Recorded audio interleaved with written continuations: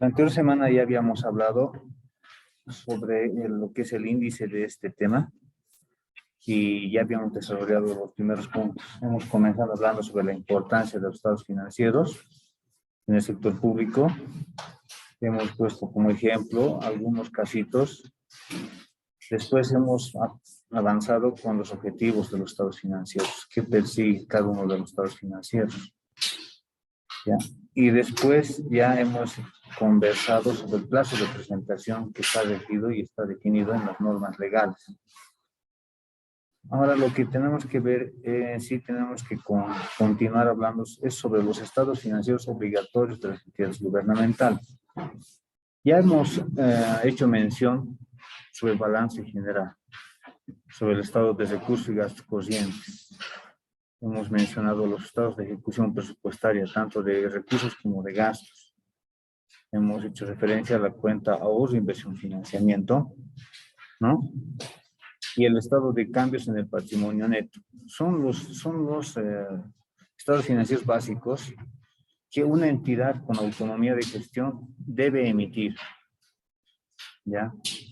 Hay entidades, como les decía, las carteras de estado, que por sí solas no constituyen entes contables, ¿no? Esas instituciones no van a tener estados financieros. O sea, para fines de control interno elaboran sus balances generales, no es que no lo tienen. Internamente, cada gestión tiene sus balances generales, tienen sus estados de resultados, pero eso no presentan al Ministerio de Economía. ¿Por qué razón? Porque el Ministerio de Economía se basa en la resolución 2271-21 del año 2007, donde le dice, usted como no es un ente contable, entonces usted me tiene que presentar estados financieros complementarios, ¿no? Entonces, los estados financieros complementarios son aquellos que tienen información específica sobre un determinado rubro, ¿no? Sobre un determinado contexto o un grupo de transacciones que tienen una semejanza. ¿Ya? ¿Eso qué quiere decir? De que son reportes que solamente van a aglomerar transacciones, saldos, que todos van a tener una misma semejanza en cuanto al tipo de operación que en sí conllevan en su saldo. Vamos a comenzar hablando sobre el primer estado financiero complementario. Y para eso voy a compartir en su pantalla para que podamos visualizar. A ver, vamos a entrar. Voy a dejar de compartir esto y vamos a entrar a ver.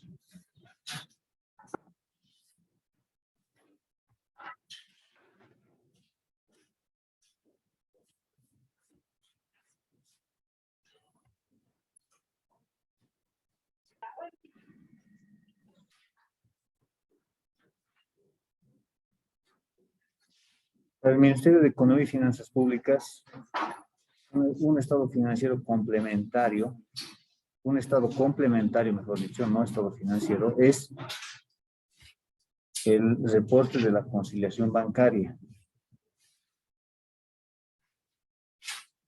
La composición no varía respecto a la formulación de una conciliación que se da en el sector privado. Como pueden ver, tienen, por ejemplo, sus partidas conciliatorias, no está muy pequeño, ¿no? Lo ampliaremos para que puedan ver el contenido.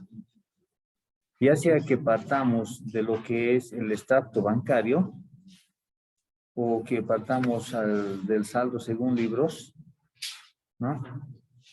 O, bueno, ahí están las partidas conciliatorias. Entonces, ¿quiénes deben emitir y enviar esto de manera prioritaria? Son los ministerios, porque ellos no van a enviar un balance general, ¿no? Entonces, de todas formas, las entidades con autonomía de gestión, como entidades descentralizadas, gobernaciones, gobiernos municipales, empresas públicas, envían, adjuntan a los estados financieros, inclusive estos estados de conciliación bancaria, ¿no? Entonces, ¿cuál es el fin? Tanto para las libretas de la cuenta única del Tesoro como también para las cuentas fiscales, tienen que mostrar que han formulado la conciliación bancaria. La naturaleza de las cuentas bancarias difiere. Difiere, ¿por qué razón? Porque en lo que es una libreta CUT, no debería tener partidas conciliatorias. ¿Por qué razón? Porque las transacciones se hacen en línea, ¿no? No hay como en un banco cuando se hacen transacciones sin que la entidad sepa. Entonces, cuando se quiere hacer una transacción que incida en la libreta de la cuenta única del Tesoro, que está siendo procesada en el Banco Central de Bolivia, pero que quien la administra es el Ministerio de Economía y Finanzas Públicas mediante el sistema de gestión pública, lo que se hace es de que necesariamente alguien de la entidad pública tiene que dar el paso inicial para que siga la transacción su curso y llegue hasta el Ministerio de Economía y Finanzas Públicas. O sea, no puede haber que el Ministerio de Economía y Finanzas Públicas haga una transacción sin conocimiento de la entidad pública solicitante o la que es en sí propietaria de esos fondos que están. No. Pero de todas formas, pues es que las conciliaciones bancarias de las libretas CUT generalmente no tienen partidas conciliatorias. O si tienen partidas conciliatorias, ¿a qué se refiere?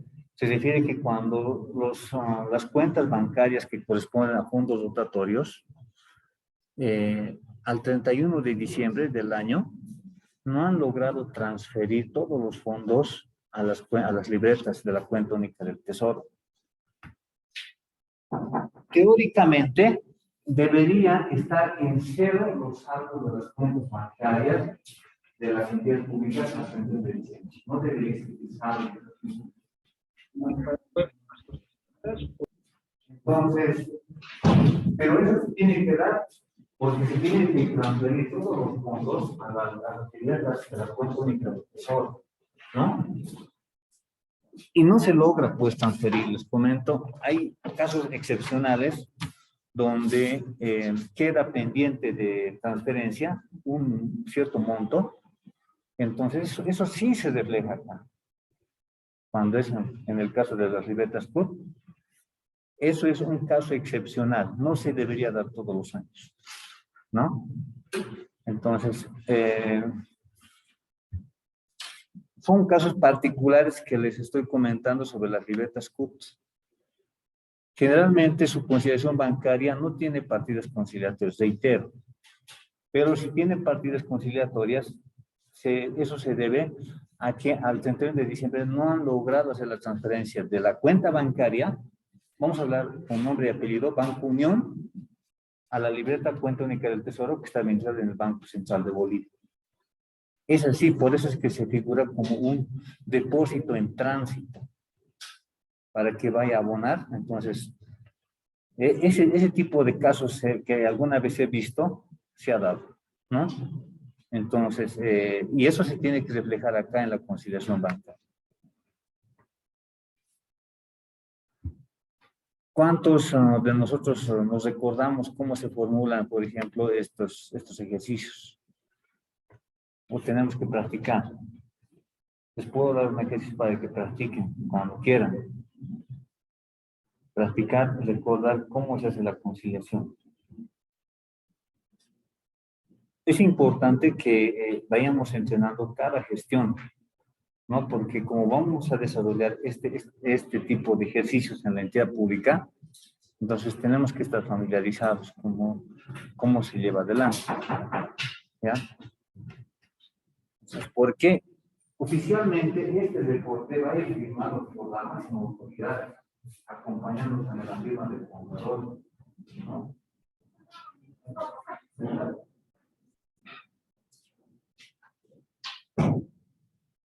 En cumplimiento al artículo 46 de la norma básica del sistema de contabilidad integrada, entonces suscriben este documento la máxima autoridad, como también suscribe el titular del área administrativa financiera, ¿no? Pues que aquí debe estar seguramente una parte para las firmas. Fíjense, están tres.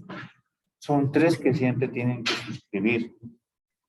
Es el responsable del área financiera, el contador y está la máxima autoridad. Es decir, está, si es un ministerio, está el ministro, tiene que estar firmando ahí. Si es, por ejemplo, la gobernación, el gobernador. Si es la alcaldía, el alcalde. Si es una entidad descentralizada, el director general ejecutivo tiene que estar suscrito, ¿no? Recién se constituye un documento con validez técnica. Caso contrario, ni siquiera auditoría va a querer tocar ni revisar ese documento. Por eso es que a veces lo que pasa es que las entidades, cuando no logran hacer firmar con su máxima autoridad, es que después el auditor dice, no cumple con los requisitos técnicos ese documento para que sea examinado, porque le falta la firma principal, ¿no? Bueno, no es complicado, pero vamos a desarrollar ya esto más adelante. Pero lo que me interesa es que ustedes les quería hacer conocer ya avanzando sobre lo que son los estados financieros. Hemos hablado inicialmente sobre los estados financieros básicos, ahora estamos sobre los estados complementarios. Otro estado que también deben presentar es el estado de cuentas por cobrar. El estado de cuentas por cobrar se muestra en su pantalla. Vamos a un poco agrandar la imagen. Este estado de cuentas por cobrar, fíjense, en la parte izquierda de ustedes hay un código auxiliar, ¿no? Ese código auxiliar es el que se genera en el SIGEP. Y ahí en la parte central está la descripción del deudor, ¿no? Está, en realidad es el nombre de una persona natural o de una persona jurídica. Y al lado derecho hay una columna que dice importe, ¿no? Es el que coloca el saldo acumulado. ¿Cuál es el error que cometen generalmente los contadores acá? En la parte central le colocan como deudor a la misma institución. Por ejemplo, estamos hablando de un estado de cuentas por cobrar, ¿no? Entonces, ponemos aquí Gobierno Autónomo Municipal, aquí código 1311-3101, Gobierno Autónomo Municipal, 10 millones. O sea, el mismo, alguien cuando lee ese reporte dice, el mismo gobierno municipal se debe. Entonces, hay esas incoherencias que se presentan. No debería insertarse. ¿Y eso a consecuencia de qué es? Lo que se ha visto es de que a veces entre unidades organizacionales lo que hacen es cederles recursos, ¿no? Unidades organizacionales de la misma institución. O sea, para fines de que pueda ejecutarse, digamos, recursos, les dan.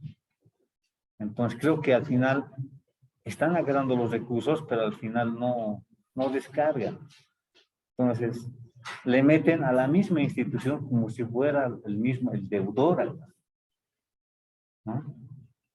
O le ponen, por ejemplo, oficina regional Cochabamba. Entonces, alguien diría, ¿qué entenderían ustedes si se encontrarían ahí con esas denominaciones? ¿Será realmente un saldo por cobrar? No lo tengo en este momento el ejemplo de, o lo tengo. Voy a recordar, creo que sí. A ver, aquí te lo tengo. Pues no sabe, ¿no? No que lo podamos ver. Ya no, el día jueves voy a traer. Son casos que se dan, ¿no? Ya. Entonces, tanto para lo que son cuentas a cobrar a corto plazo, tanto que lo son para las cuentas a cobrar a largo plazo, tiene que estar expuesto de esa forma los saldos y los deudores tienen que estar identificados. Entonces, ¿por qué se expone de esta forma? Alguien dirá, ¿por qué no lo ponemos por transacciones? O sea, o tal vez otra forma de, porque esto ya viene del Ministerio de Economía y Finanzas Públicas. Ha definido un formato y todas las instituciones tienen que aplicar este formato. ¿Por qué razón? Porque se va a agregar los reportes en el ministerio, se van a sumar. Sí, pase. Entonces, como se van a agregar los datos, imagínense que alguien vaya con otro contenido acá, va a distorsionar la información. Va a llegar al Ministerio de Economía, por ejemplo, tiene acomodado todo puro quintal de papa y alguien mete chuño ahí. Ya está combinado ahí. Entonces ya no van a poder definir qué al final es. Pero este estado complementario le permite al Ministerio de Economía y Finanzas Públicas agregar datos al estado financiero del órgano ejecutivo. Para ese fin se agrega, ¿no?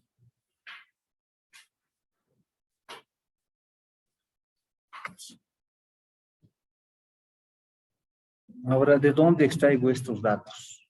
Nadie me ha consultado de cómo se construye.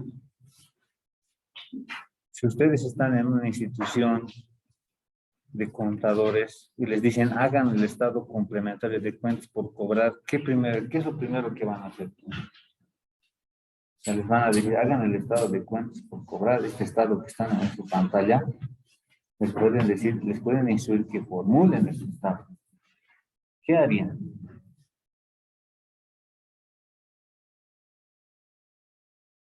¿Cuál es la idea que tendrían ustedes? Los que están también ahí en línea, si les llega la instrucción de que realicen ese estado complementario que estamos visualizando, ¿cuál sería la primera acción que tendrían que hacer para poder insertar acá?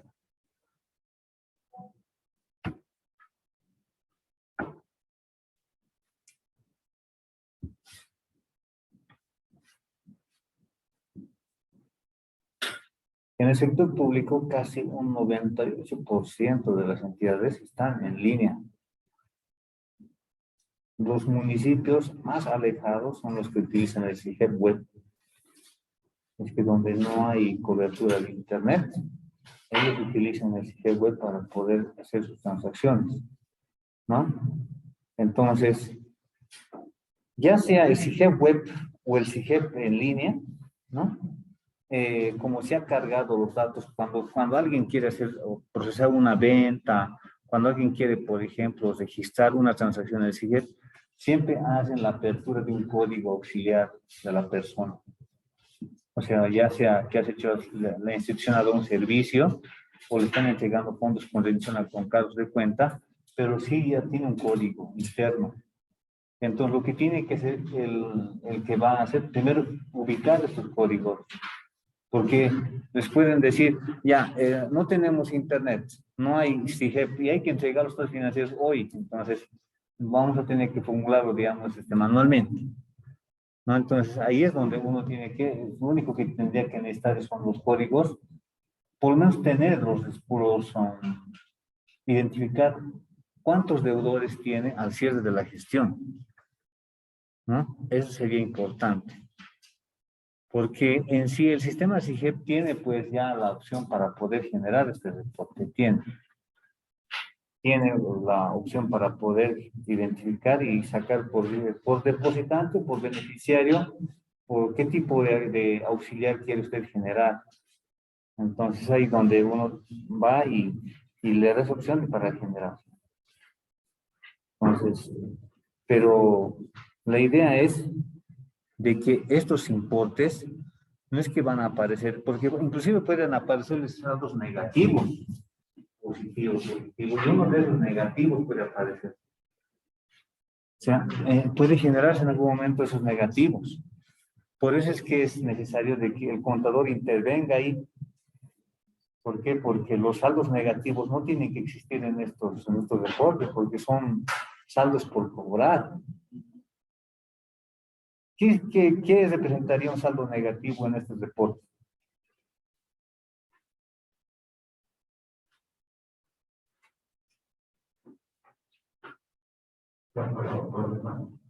Ya está bien, es una idea buena que se había, en demasía se había pagado. Justo es la pregunta que estoy haciendo, Ulises, que estás en línea. Les decía, si hay saldos negativos ahí en el estado, hay que fijarse, ¿no? A ver, los saldos negativos, como dice su compañero, puede ser de que alguien haya hecho una imputación, un registro incorrecto, entonces eso debe dar lugar a que nosotros, como contadores, identifiquemos, por ejemplo, la transacción como tal, ¿no? O sea, ¿qué quiere decir?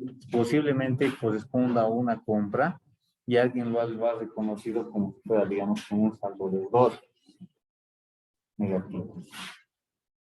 O, en su caso, puede ser de que esté pendiente una regularización dentro del sistema. Por eso es que pueden mostrarnos con signos negativos. Pero lo común es de que no debería existir saldo negativo.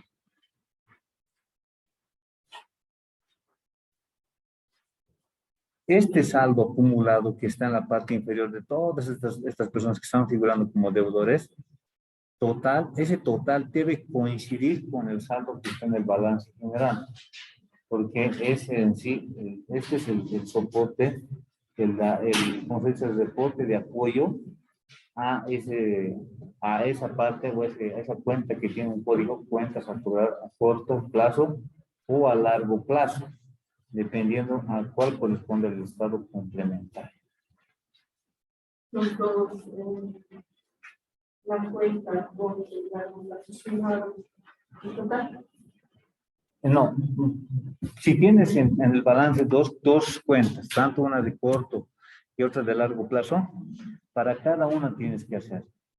Por separado lo tienes que hacer, ¿no? Porque tienes que identificar quiénes son los que deben en el corto tiempo. O sea, ¿cómo lo puedo entender este reporte? Diría de que hay derechos de cobro que se van a regularizar dentro del periodo contable.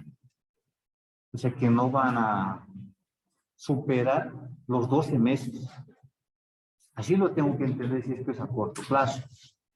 Es que si es a largo plazo, entonces estoy entendiendo de que estos son derechos de cobro, pero que va a superar en el periodo contable. O sea, van a estar por lo menos 2 años, 3 años, posiblemente estén respaldados con contratos. Esos contratos les dan lugar a que esos saldos estén expuestos ahí. ¿No? Podemos volver a esta parte de lo que es, de donde están las normas básicas del sistema de contabilidad integrada. Tenemos.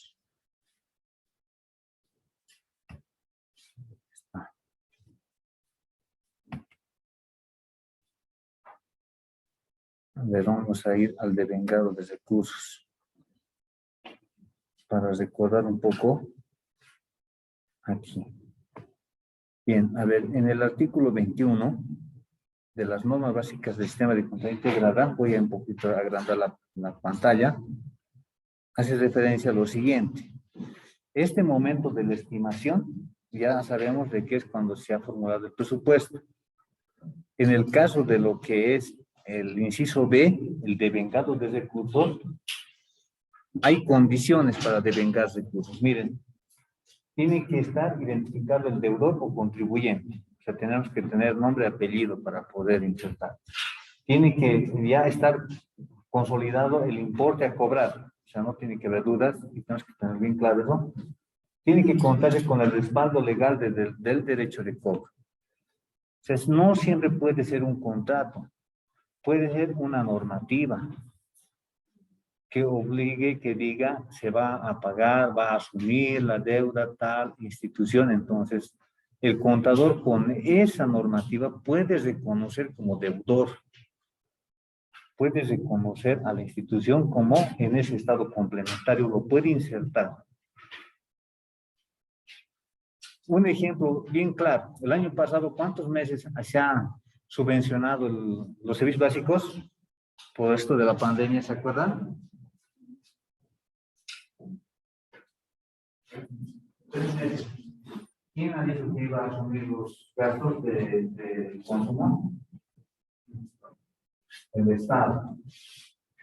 ¿Mediante qué disposición se ha obligado el Estado a asumir? Porque aquí dice contar con respaldo legal del derecho de cobro. Si ustedes fueran contadores de una empresa eléctrica, digamos, hagamos de La Paz, tendrían que contabilizar. ¿A quién contabilizarían?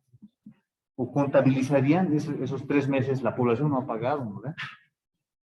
Las facturas no han pagado. Pero ustedes, como contadores de la empresa eléctrica, tienen que reconocer, hay un ingreso, ¿no? Por eso el servicio que han dado. Definitivamente, ¿cómo lo reconocerían esos 3 meses? Porque se ha dado el servicio de energía eléctrica a la población. ¿Cuántas familias son? Póngale 2 millones de familias. No tienen contrato. No hay contrato. Pero aquí te dice la normativa, si tú quieres reconocer un recurso por el servicio que has dado, tienes que contar con el respaldo legal del derecho de cobro para poder recuperar, para exigir que te paguen. Si somos, por ejemplo, contadores de una empresa eléctrica, o sea, póngale, y queremos contabilizar que nos deben, no le vamos a poner a la población que nos deben esos meses, porque se les ha dicho que van a ser subvencionados sus tiempos, ¿no? Entonces, teníamos que acudir primero a la disposición legal que han emitido. Esa disposición legal que han emitido tendría que ser nuestro punto de partida, decir, con esta normativa, aquí me dice quién me va a pagar. En la normativa puede decir, la institución que está bajo prisión del ministerio, tan santos, va a ser la que va a pagar a las empresas, en este caso serían las eléctricas, las de agua potable. Entonces, con eso estarías sustentando esa condición, ¿no? Porque como has ido controlando el consumo, sabes cuánto te tienen que pagar, ¿sabes?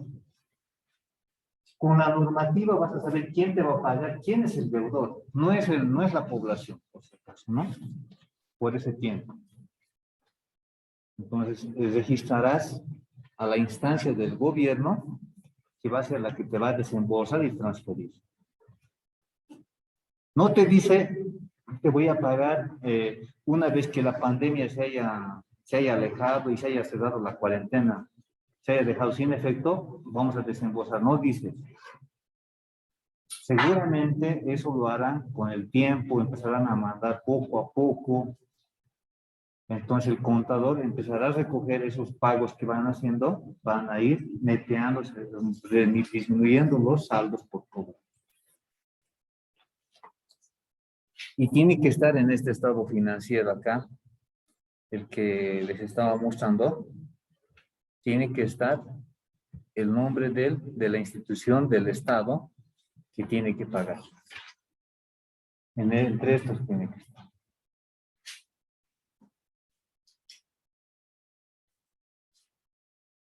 Siempre combinamos en esta parte de lo que son los registros con disposiciones legales, contratos. Tiene que haber algo que pueda la institución ayudar para decir se va a exigir, se va a recuperar, pero con este documento que tenemos acá.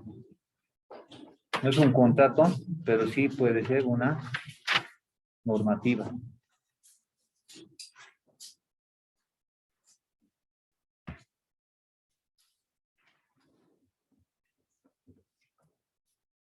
Hasta aquí, ¿hay alguna consulta?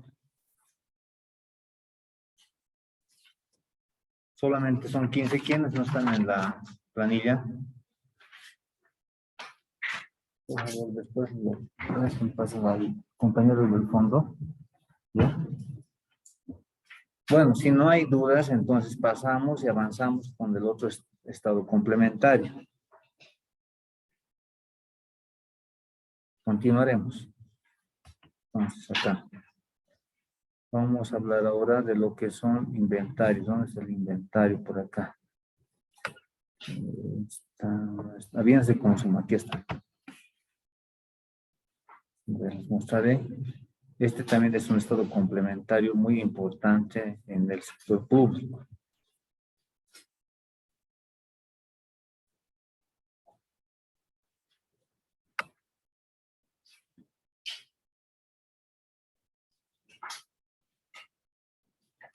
Miren, la composición de este estado complementario referente a bienes de consumo clasifica y está desagregado por tipo de producto que en sí la institución adquiere. ¿Ya? En el fondo son bienes que se van a consumir, es decir, no son productos que en sí van a volverse a recuperar, ¿no? Se consumen y si falta, tal vez van a volver a comprar, pero la cosa es acá, hay un código en el lado derecho. Este código orienta al contador para que pueda relacionar ese código que está en el lado derecho, para que pueda vincular con el estado de ejecución presupuestaria de gastos, con la transacción que ha dado lugar a ese registro. En otras palabras, este código es por objeto del gasto. ¿Cuántos se acuerdan cuando he hecho referencia a ese término por objeto del gasto? Hemos empleado un clasificador específico, ¿verdad? Ese clasificador específico tiene estos códigos. Papelería, paquetes de papel, entonces todo va a los 32,100, ¿no? ¿Con cuánto se ha iniciado la gestión? ¿Cuántos paquetes de papel tenías? ¿Cuántos han ingresado en el año? ¿Cuántos han salido? ¿Y cuál es tu saldo final? O sea, es de esa forma, ¿no? Su orden en sí. Por eso es que está ordenado acá de esta forma, ¿no? Prendas de vestir, calzados. Hay instituciones que dotan a su personal. Generalmente las empresas estratégicas les dotan a su personal operativo prendas de vestir, ¿no? Ropa de trabajo. Inclusive hasta zapatos, los de yacimientos tienen, los de Congo tienen, ¿no? Ellos tienen, hoy en día hay disposiciones aquí en el sector público donde a los empleados se les puede dotar ropa de trabajo. No solamente a los operativos, sino también a los administrativos. Entonces, si han comprado, por ejemplo, 1000 chaquetas, puede ser que haya sobrado unas 50 chaquetas, ¿no? Entonces, aquí tenemos que identificar ese saldo que está existiendo. Con eso, después, si en el año si es que se va a acumular, cuánto va a ingresar, cuándo va a salir y cuánto queda al final. Entonces, esto está, como se dice, diseñado para poder compatibilizar con el grupo del gasto 30,000 que se llama materiales y suministros. En el estado de ejecución presupuestaria de gastos hay un grupo, es el grupo 30,000, que en sí muestra todos los gastos que corresponden a materiales y suministros.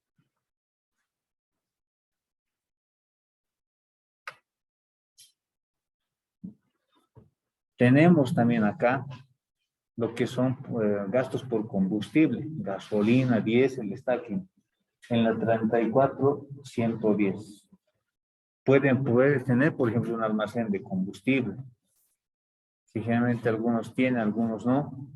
La mayoría solamente se trabaja con vales, ¿no?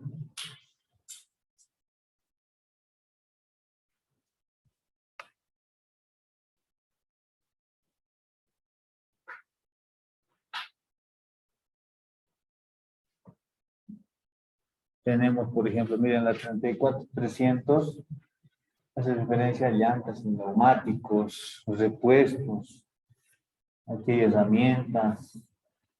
Está clasificado ya por el tipo de bien. Alguna vez fui a un ministerio y tenían 5 almacenes. Tenía un almacén de combustible, tenía un almacén de herramientas, tenía otro almacén, o sea, espacios independientes, donde estaban todos, digamos, así bien acomodados, bien organizados, todos los ítems con tarjetas Cardex. No, pero eran 5 almacenes en una institución. Y eso se debe a esto, porque el Ministerio de Economía les exige de que reporten de esta forma. Entonces, es por la naturaleza de la institución también, se hace más grande en algunos casos la diversidad de su estado complementario de bienes de consumo.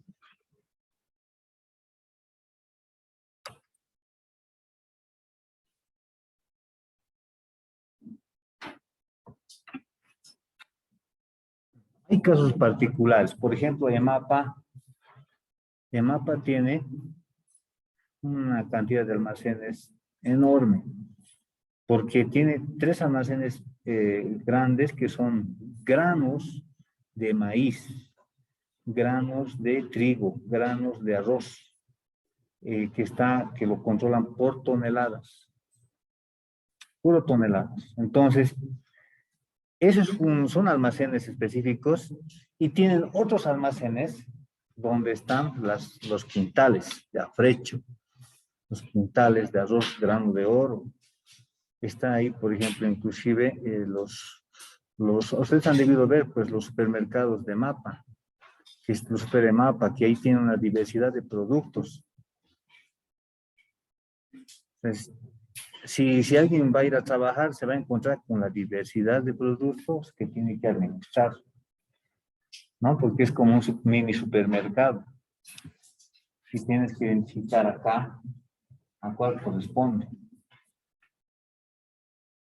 Porque este código te va a guiar. Este código que es por objeto del gasto, te va a decir cuándo tienes que imputar a esta fuente, a esta denominación, ¿no?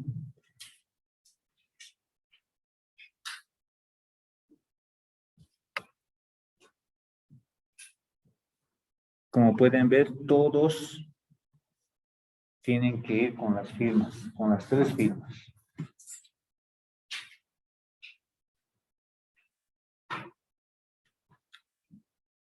Bueno, vamos a hacer una pausa. Ya se está terminando el tiempo. Vamos a volver a ingresar. ¿Ya? Aquí en el aula también van a tener un receso igual. Bien, vamos a cerrar.